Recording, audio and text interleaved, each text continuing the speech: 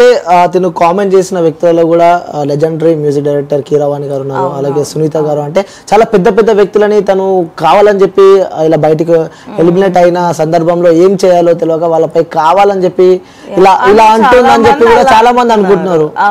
దానికి మీ సమాధానం ఏంది?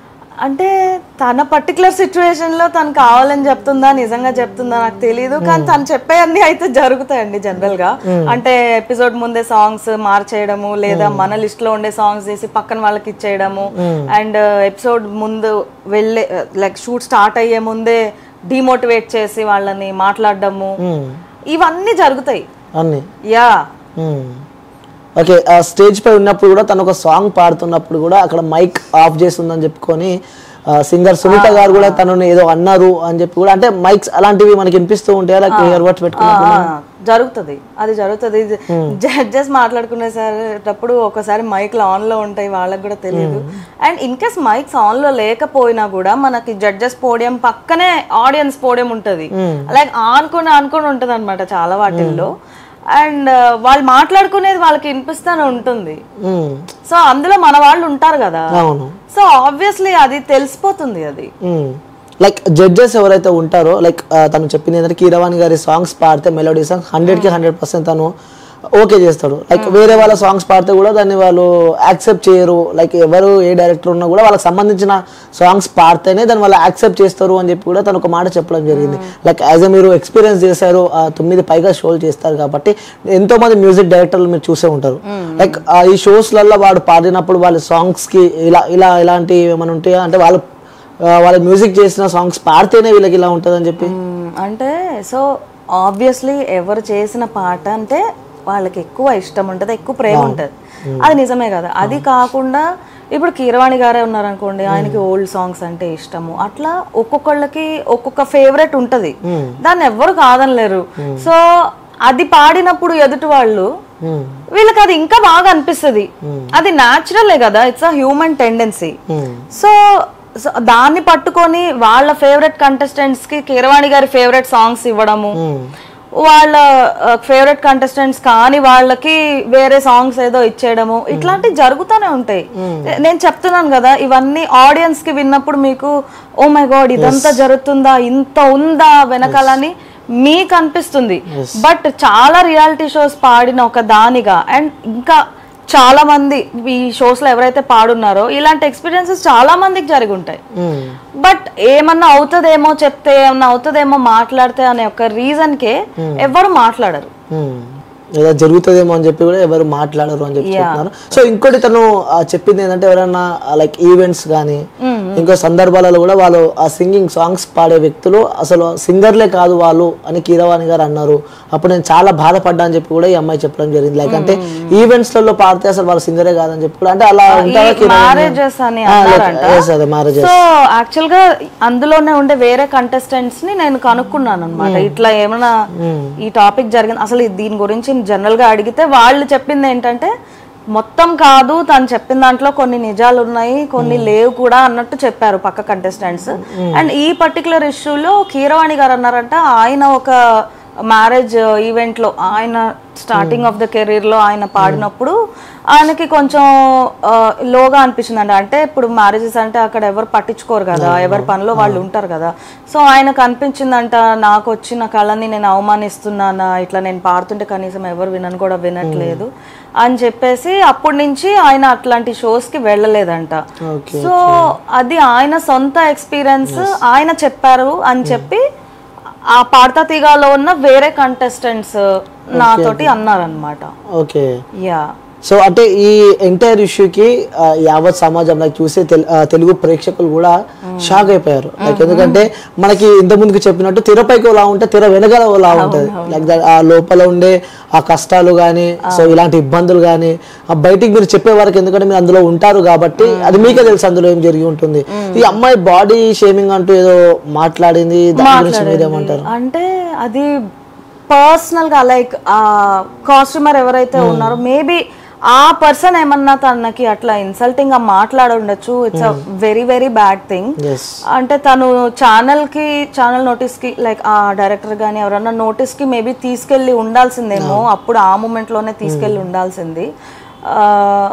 బట్ డ్రెస్సింగ్ విషయంలో అయితే ఇన్ జనరల్ అట్లా అయితే నేనైతే ఫేస్ చేయలేదండి. అంటే మీరు ఈ డ్రెస్సే వేసుకొని పాడాలి, ఇలాగనే ఉండాలి, మాకు కొంచెం ఎక్స్పోజింగ్ చేయాలి, ఇలాంటిది నేనైతే ఎప్పుడు వినలేదు, ఫేస్ చేయలేదు. ఓకే, లైక్ ఉంటాయా ఇలా ఎక్స్పోజింగ్ చేయాలి, ఎందుకంటే ఆన్ స్క్రీన్ లో మీరు కనిపిస్తూ ఉంటారు కాబట్టి కొంచెం బ్యూటీ యాడ్ చేయాలి, ఇలాంటి డ్రెస్సింగ్ వేసుకోవాలి, సో ఇలా ఉండాలి అని చెప్పి కూడా అంటే మంచి డ్రెస్సులు వేసుకోవాలని ఆబ్వియస్లీ అది చెప్తారు.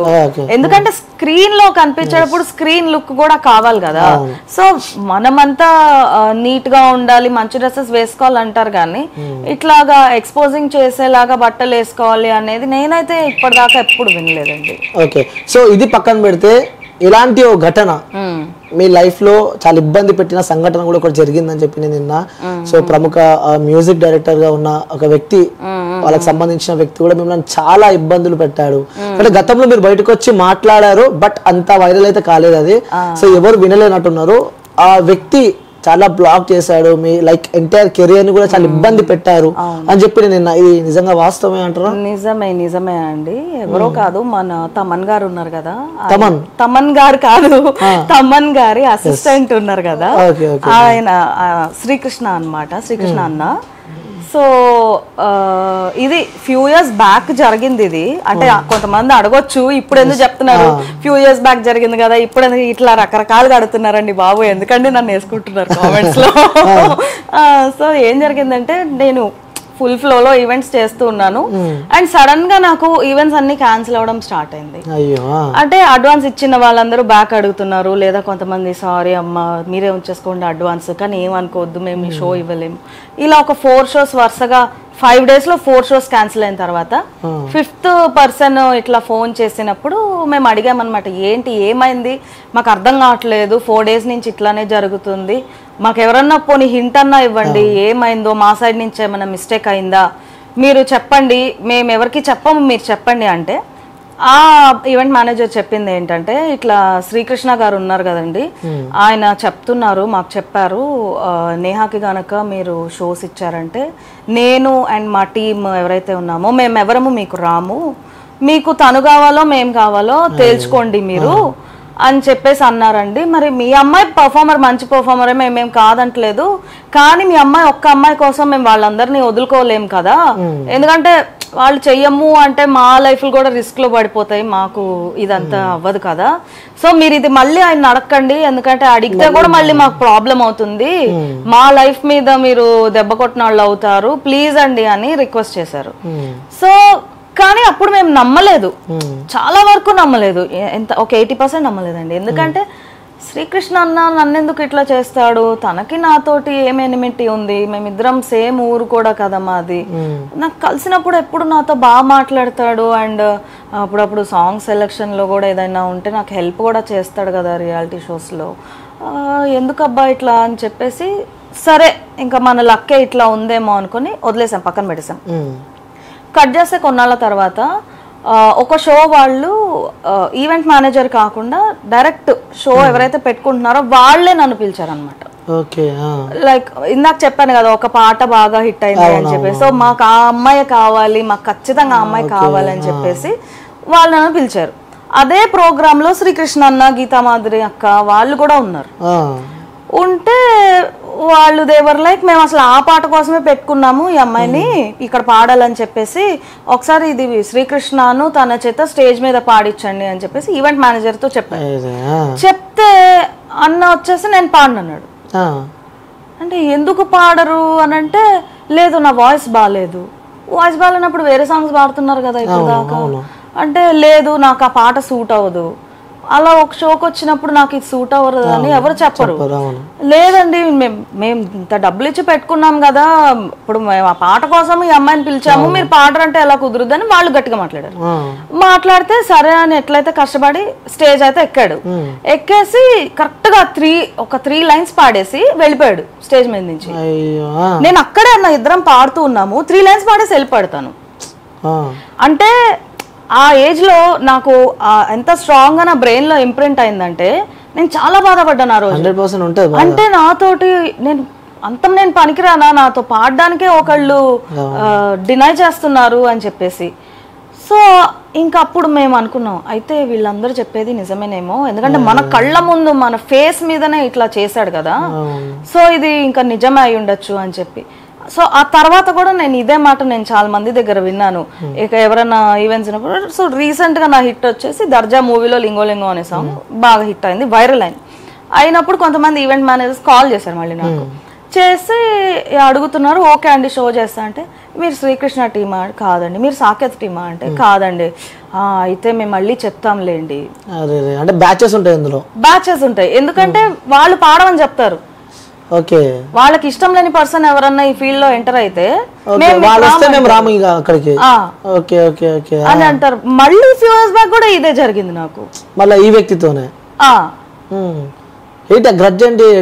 తెలీదు, ఇప్పటికి స్టిల్ తెలీదు, ఇప్పటికి తెలీదు, అసలు ఏం లేదు, అసలు గొడవే లేదు. తనకి నాకేం గొడవలు ఉంటాయి? అన్న పెద్దోడు, నేను చిన్నదాన్ని, తనకి నాకేం గొడవలు ఉంటాయి? మరి తెలీదు, ఇప్పటిదా తెలీదు. ఓకే, ఎప్పుడైనా కలవడం జరిగిందా? ఆ తర్వాత ఇంకెప్పుడు కలవలా నేను. ఆ రోజు స్టేజ్ మీద ఎప్పుడైతే నా ఫేస్ మీద నేను పాడను అని చెప్పేసి వెళ్ళిపోయాడో, ఆ తర్వాత ఇంకెప్పుడు నేను తనని కాంటాక్ట్ చేయడం కానీ తనతో మాట్లాడడం కానీ నేను ఇంకెప్పుడు చేయలేదు. ఓకే, సో ఈ ఇష్యూ పక్కన పెడితే, ఈ ప్రవస్తి అనే అమ్మాయి బయటికి వచ్చిన తర్వాత మీతో కాల్ మాట్లాడడం కానీ ఇలాంటివి ఏమైనా జరిగాయి? అసలు ఏం జరిగిందని చెప్పి అనుకున్నారా అసలు? నేను ఈ మధ్యనే మాట్లాడాను, ఇష్యూ అంతా జరుగుతుంటే అసలు ఏంటి ఏమైంది అని చెప్పి నేను కాల్ చేశాను, మాట్లాడాను. సో మనకి టీవీలో ఏదైతే చెప్తుందో నాకు కూడా అదే చెప్పింది, ఇట్లా ఇట్లా అయింది, నేను చాలా బాధపడ్డాను. ముందు పాడతా తీగలో కూడా నేను పాడాను కదా, నేను అప్పుడు ఎప్పుడు ఇట్లా కంప్లైంట్ చేయలేదు కదా, అందరూ నన్ను ఎందుకు చెప్తున్నావు అని అంటున్నారు, కానీ నేను ఎంత బాధపడితే నేను చెప్పాను అనేది ఎవరు ఆలోచించట్లేదు. ఇదే ఛానల్లో ఇదే షోలో నేను ముందు పాడాను కదా, అప్పుడు నేను కంప్లైంట్ చేయలేదు. ఇప్పుడు నాకు కష్టమైంది కాబట్టి నేను సఫర్ అయ్యాను, నేను డిప్రెషన్లో అనిపిస్తుంది కాబట్టి నేను మాట్లాడుతున్నాను అని చెప్పేసి అన్నదన్నమాట. డ్రెస్సెస్ గురించి కూడా నేను అడిగాను, డ్రెస్సెస్ గురించి ఇట్లా జరగదు కదా, ఇట్లా నీకు బ్యాడ్ ఎక్స్పీరియన్స్ అయిందా అంటే, అవును నాకు అయ్యింది. లైక్ చిన్న సైజ్ ఏంటి లంగాలు ఏదో కుట్టారు, ఏదో చెప్పింది, కుట్టేసి అది కిందకి వేసుకోమని నన్ను బాగా ఫోర్స్ చేశారు. సో ఇప్పుడు ఒక అమ్మాయి అట్లా చెప్తుందండి, మనం దానికి ప్రూఫ్ మనం ఎక్కడి నుంచి తేవాలి? అది నిజమా అబద్ధమా అని అంటే అది ఎవరికి కూడా ఎలా తెలుసు చెప్పండి? ఇప్పుడు నన్ను కూడా అంటారు, ఇప్పుడు నువ్వు మాట్లాడుతున్న అసలు నిజం ఏంటి అని నన్ను కూడా కింద కామెంట్లు వేసుకున్నారు కొంతమంది. ఇప్పుడు నేను ప్రూఫ్ ఎక్కడి నుంచి తేవాలి? జరిగింది మీరు చూసారు, లైక్ మీరు అనుభవించారు కాబట్టి బయటకు వచ్చి మాట్లాడుతారు. లైక్ ప్రవస్తి గారు మీకు ఏమైనా చుట్టాలు అవుతారా? లేదు, బెస్ట్ ఫ్రెండా? ఏమీ కాదు, ఏమీ కాదు. ఓకే, సో అంటే లైక్ ఈ ఇష్యూలో జరుగుతుంది కాబట్టి బయటకు వచ్చి ఏం జరిగిందో జనాలకు చెప్పే ప్రయత్నం అయితే మీరు చేస్తున్నారు అంతే. అంటే ఒక పర్టికులర్ ఛానల్ వాళ్ళు నన్ను అడిగారు, ఇట్లాంటి ఏమన్నా జరుగుతాయా షోస్ లో అంటే, జరుగుతాయి. అంటే నాకు జరిగిన సొంత ఎక్స్పీరియన్సెస్ అన్ని నేను షేర్ చేస్తున్నా. ఓకే, సో ఇప్పుడు ప్రవస్తి చెప్పేది కూడా ఏంటి అంటే, ఈ పర్టికులర్ షోలో తనకి ఇంకేమి లాభం రాదు. ఇప్పుడు ఇదంతా తను చెప్పడం వల్ల తనకి ఈ షోలో ఇంకేం న్యాయం జరగదు కదా. తనకు ఒకవేళ అన్యాయం జరిగినా కూడా ఇంకే ఎలిమినేట్ అయిపోయింది. ఎలిమినేట్ అయిపోయిన తర్వాత కూడా వాళ్ళు ఏదో పార్టీ చేసుకున్నారని చెప్పి నేను విన్నాను. మరి అవునా? కొంతమంది అంటూ ఉన్నారు, సోషల్ మీడియాలో వైరల్ అవుతుంది. మరి అది వినలేదండి, నేను తెలియదు నాకు. ఓకే, మేబీ అంటే ఇప్పుడు తిను చెప్తుంది, వాళ్ళు ఇంకో కౌంటర్ వీడియో, తిని ఇంకో కౌంటర్ వీడియో, ఎట్లా ఎట్లా ఎట్లనే జరుగుతుంది. మేబీ ఫేస్ టు ఫేస్ వస్తే వాళ్ళు ఏమన్నా సాల్వ్ అవుతుందేమో. అండ్ తిను వచ్చి చెప్పేది రైటా రాంగా అని అంటున్నారు కొంతమంది. రైటా రాంగా అంటే దానికి ఒక పర్టికులర్ ఆన్సర్ ఏమి ఉండదు కదా. బట్ మేబీ ఇంత గొడవ చేస్తున్నారు, ఇట్లా మనకి ఎందుకు వచ్చిందిలే అని చెప్పి ఫ్యూచర్ లో జరిగే రియాలిటీ షోస్ లో ఇట్లాంటి ఇష్యూస్ కాకుండా మేబీ కొంచెం జాగ్రత్త పడితే పడొచ్చు కదా.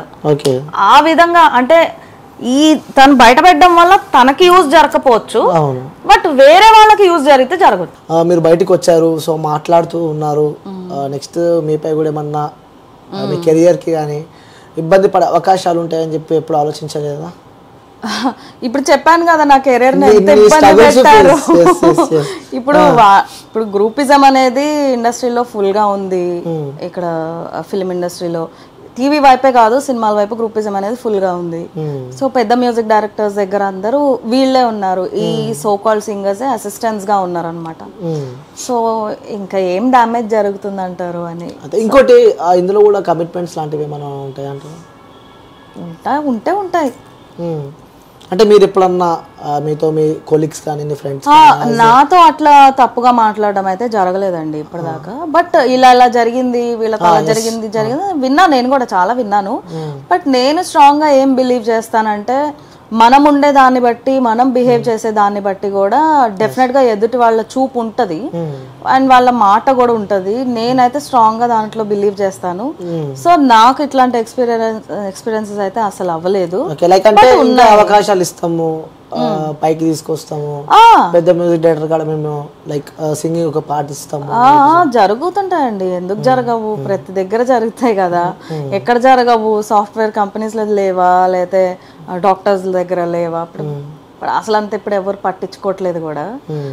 సో జరుగుతున్నాయి. ఓకే, సో చివరిగా చూసే వ్యూవర్స్కి ప్రజలకు ఏం చెప్తారు మీరు?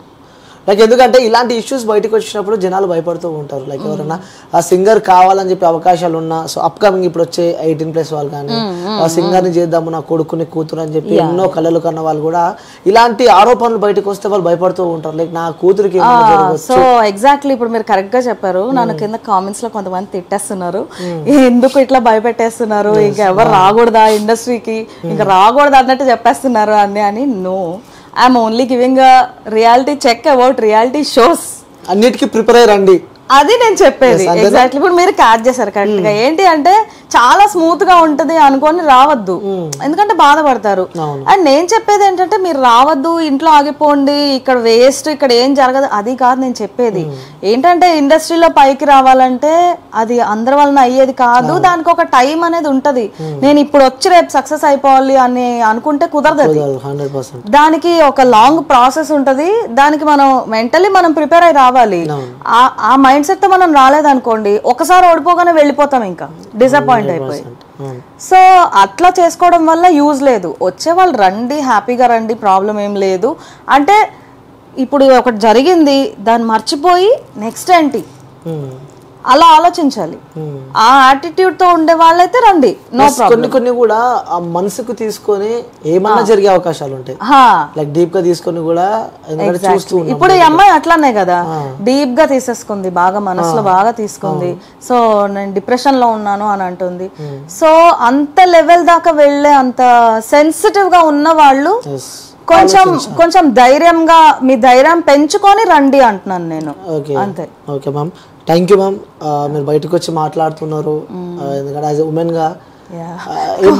ఒక కామెంట్ చూస్తే నాకు నవ్వు వచ్చింది, ఈమె బాగా పాడుతుంది కదా, ఈమె కావాలని ఇప్పుడు టీఆర్పీ కోసం చెప్తుంది, ఈమెకి గాడ్ ఫాదర్ ఉన్నారు ఇండస్ట్రీలో. అరే బాబు, నాకు గాడ్ ఫాదర్ అంటే నేనెందుకు అన్ని షోస్ లో ఎలిమినేట్ అవుతాను, నాకెందుకు ఇన్ని నష్టాలు జరుగుతాయి? అలాంటిది ఎవరు లేరు. అలాంటిది ఉంటే ఎప్పుడో వేరేలాగా ఉండేది కదా సిచ్యువేషన్. సపోర్ట్ ఉంటే నేను ఎందుకు వేరే వాళ్ళు మిమ్మల్ని ముందే తీసేస్తామని నన్ను బెదిరించి ఎలిమినేట్ చేసే పరిస్థితి నాకెందుకు ఉంటది? నాకు గాడ్ ఫాదర్ అనేది ఉంటే.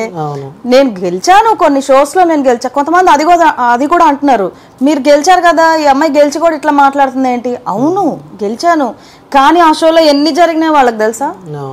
తెలీదు కదా, మాకే తెలుస్తుంది అది. సో జరుగుతాయి, అవన్నీ జరుగుతాయి. నేను ఏం అబద్ధాలు చెప్పట్లేదు, నాకు జరిగింది మాత్రమే నేను చెప్తున్నాను.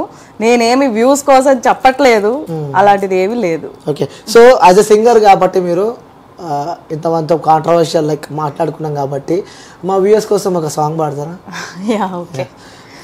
కమ్మని ఈ ప్రేమ లేఖలే రాసింది హృదయమే, ప్రియతమా నీ వచట కుశలమానే నిచట కుశలమే,